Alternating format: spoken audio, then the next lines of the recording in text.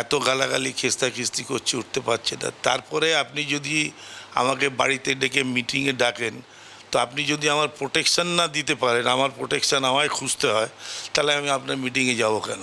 আমি বিরোধী হিসেবে কখনো কোনো প্রশাসনিক মিটিংয়ে ডাক পাইনি। প্রোটেকশন পাচ্ছি না এই সময়। দলের তরফ থেকে আশা রাখি যে দল আমাদেরকে বিভিন্নভাবে প্রোটেকশন দেওয়ার ব্যবস্থাগুলো করবে। মাত্র 23 দিনেই তৃণমূলের দীর্ঘ হচ্ছে বিক্ষুব্ধদের তালিকা। ভরাডুবির পর মুখ খুলছে নানা মাপের নেতা। কোনো রাগঢাক নয়, রাগঢাক না রেখেই একেবারে অসন্তোষ প্রকাশ করছেন প্রকাশ্যে। বেসুরো কারা কারা? ঋতব্রত বন্দ্যোপাধ্যায়, সন্দীপন সাহা দল সুরক্ষা দিতে ব্যর্থ। সন্দীপন সাহা এই অভিযোগ করছেন দল ছাড়তে পারেন অনেক বিধায়ক, সাংসদ, কাউন্সিলর। এই জল্পনা তো চলছেই। এর মধ্যেই সমাজ মাধ্যমে পোস্ট করলেন সুখেন্দু শেখর রায়। কি পোস্ট করলেন তিনি আপনাদের দেখায়। পশ্চিমবঙ্গের মানুষ অসহনীয় নৈরাজ্যের অবসান ঘটিয়েছেন। রোমান সাম্রাজ্যের ইতিহাস টেনে এই পোস্ট করলেন সুখেন্দু শেখর রায়। পালা বদলের পর তার এই পোস্ট ঘিরে আবারও নতুন করে জল্পনা শুরু হয়েছে। একের পর এক নেতা দলের বিরুদ্ধে ক্ষোভ প্রকাশ করছেন, অসন্তোষ প্রকাশ করছেন, প্রকাশ্যেই অসন্তোষ প্রকাশ করছেন, এবং যে সেই তালিকাটা ক্রমশই কিন্তু লম্বা হচ্ছে। মাত্র 23 দিনেই তৃণমূলের বিক্ষুব্ধদের তালিকা দীর্ঘ থেকে দীর্ঘতর হচ্ছে। প্রবীর চক্রবর্তী সরাসরি প্রতিনিধি রয়েছেন আমাদের সঙ্গে। প্রবীরের কাছে অবশ্যই যাব, তবে তার আগে ঋতব্রত বন্দ্যোপাধ্যায় কি বললেন শোনাই।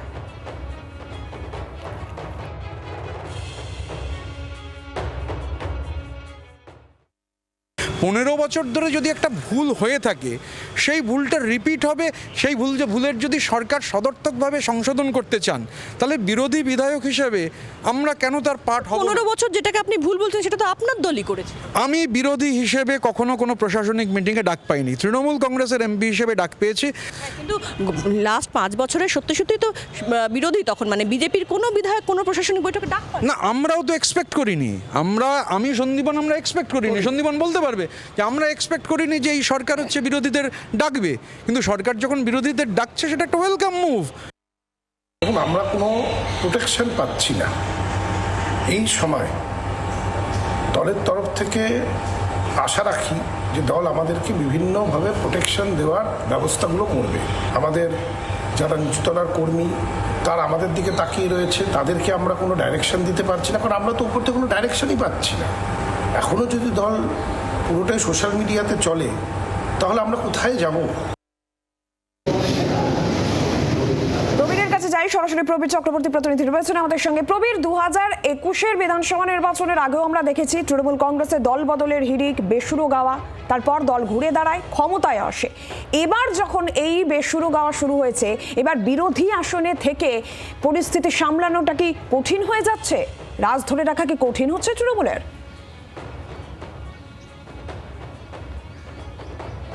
একদমই দেখো, রাজনৈতিক মহল অন্তত সেটাই মনে করছে যে 4 তারিখ গণনা হয়েছে, আজকে 27 তারিখ, মাত্র মাঝখানে 23টা দিন। এই 23টা দিনে বেশ কিছু নেতা বা বিধায়ক, সাংসদ যে প্রকাশ্যে মুখ খুলছেন সেটা নয়, কিন্তু একাধিক এর মধ্যে প্রেক্ষাপট রয়েছে। কেউ মুখ খুলছেন, কেউ দলের নিষেধসহ প্রশাসনিক বৈঠকে চলে যাচ্ছেন মুখ্যমন্ত্রীর, কেউ মমতা বন্দ্যোপাধ্যায়ের মিটিংয়ে যোগ দিচ্ছেন না, কেউ আবার কিছু কাউন্সিলর আবার ইতিমধ্যে রেজিগনেশন দিয়ে বসে রয়েছেন। জল্পনা চলছে বেশ কিছু সাংসদ, বিধায়ক তারা কিন্তু বিজেপিতে পা বাড়িয়েই রয়েছেন, শুধুমাত্র বিজেপির সবুজ সংকেত, সেই সবুজ সংকেত পেলেই তারা কিন্তু দল বদল করতে পারেন আনুষ্ঠানিকভাবে, এই জল্পনা চলছে।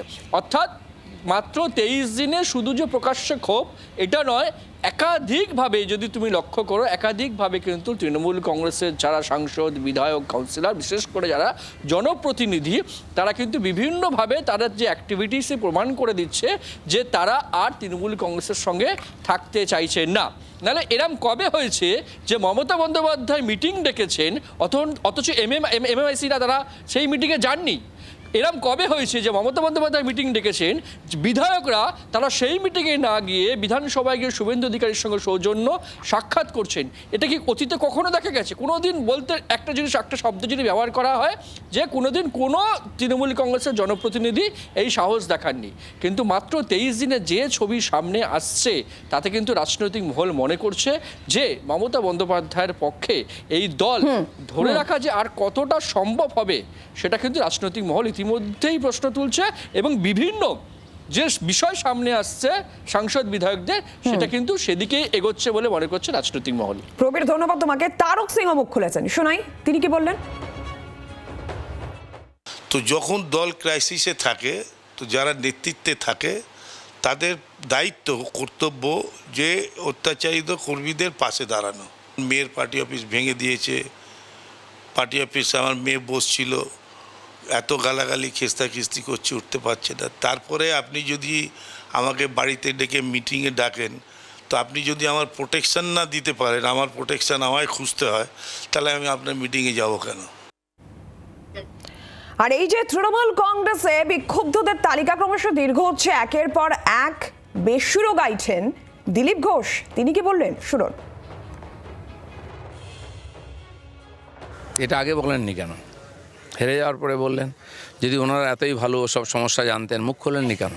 আর যদি মুখ খুলতে না দেওয়া হয়েছে, ওই পার্টিতে ছিলেন কেন? ওই পার্টির টিকিট নিয়ে জিতবেন, আবার বলবেন, আগে বলা উচিত ছিল। এখন তো কিছুই নেই হাতে আর।